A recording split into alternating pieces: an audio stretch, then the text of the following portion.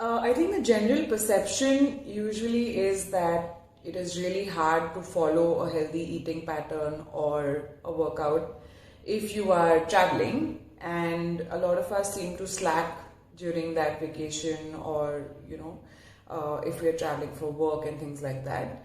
I'm going to try and change that perception by giving you very simple tips that will help you maybe make better choices.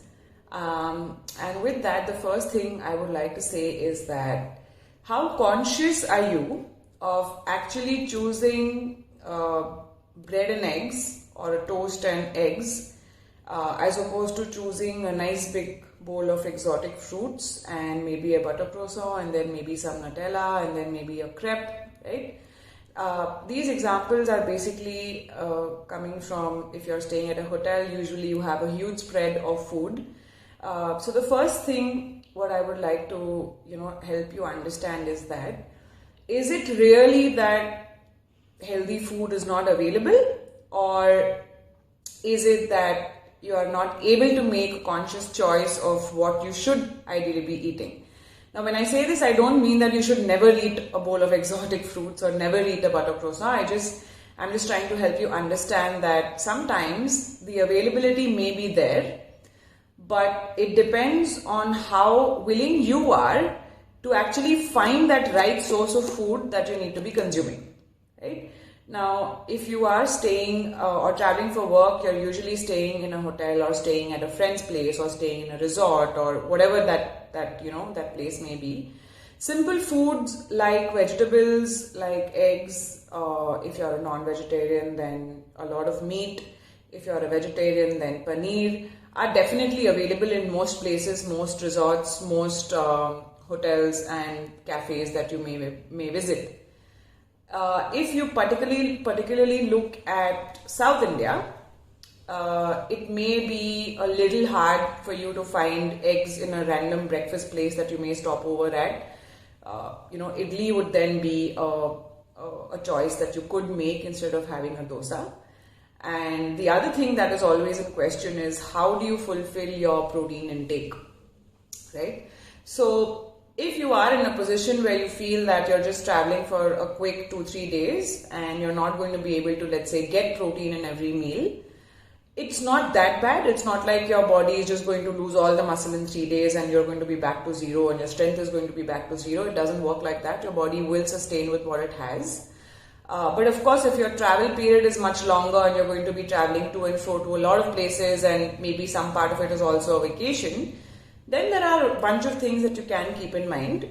First thing, try and ensure that you're at least dividing your plate equally into 3 halves. Even if you do that, you know that you're eating balanced, right? If you feel that in one meal you've overeaten carbs because you didn't have the option of finding enough protein, then you can always compensate it in the next meal where you reduce your amount of carbs and ensure that you're eating maybe a little more meat.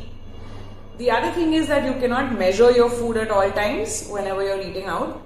So it gets quite crucial for you to understand how a certain amount of food looks or how much it may ideally be. Which is why we always encourage you to just for a few weeks or even for a week to just measure and get an idea of what 200 grams of cooked chicken or paneer looks like, what 200 grams of any other item or 50 grams of rice, 100 grams of rice looks like. So that you can make choices by looking at the plate of food that is served to you. Now, if you are looking at a situation where you are not sure you're going to get any of the protein items, and specifically protein becomes an issue in different parts of our country, then you can also look at probably carrying just some whey powder in a quick Ziploc packet and use at least a scoop or two a day so that you know that you're getting in at least 60 grams of protein in the day. Along with that, eggs are going to be easily available. So if you're having 3 eggs, it's 18 grams of protein straight up. So that shouldn't be an issue either. But going back to where this all begins, it all begins in your mind and how willing you are to actually look for those healthy choices, right? Now, if I were to give you my example, I by choice want to eat healthy, right? And no, I was not born with this. I have obviously trained myself and trained my mind and trained my body to be able to reach a stage where I don't feel like ordering something that is going to be too heavy on my stomach, or is a whole lot of junk, because I just feel that I don't want to, feel that gassy, cringy feeling the next day. And of course, if I'm working out so hard, then I ought to be giving myself the right kind of nutrition. So if I were to go out and order a meal out, I would probably choose like a main dish, or probably choose some starters with maybe like a side garlic toast or something like that, so that I'm getting in most of my protein, a little bit of my carbs. Now, if I'm going to choose fried chicken over grilled chicken, then I should know that I'm already using or consuming a good amount of carbs, because it's fried chicken and there's batter involved or breadcrumbs involved. But if I am using or ordering a grilled chicken or a steak with veggies, usually served with rice or mashed potato, I still have the option of either consuming the potato or not consuming the potato and ordering another carb item, which could probably be a quinoa salad, which could also probably be a portion of some sort of rice, which could also be a portion of like a chili garlic toast and things like that, right? Now, if you just look at all these food items that I've spoken about, I really don't believe that they are extremely hard to find when you're traveling. So, number one, make a conscious effort to be able to want to choose healthy, right? That's the habit you need to get into, that by choice you're going to go in for something healthy, right? Number two, if you have had experiences where you feel that, even though I want to eat healthy, but I'm not able to get in the right amount of protein because it's just not available, then your only option is to obviously ensure that you're carrying maybe a protein scoop or 2 scoops per day, or whatever, that amount may be.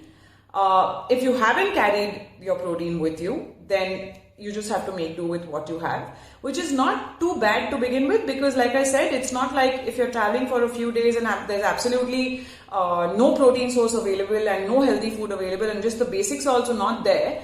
It's not like your body will just, go back to where you started. It will try and sustain. And once you're back to wherever your base, then of course you're going to start ensuring that you eat the right amount of food or eat the right amount of protein.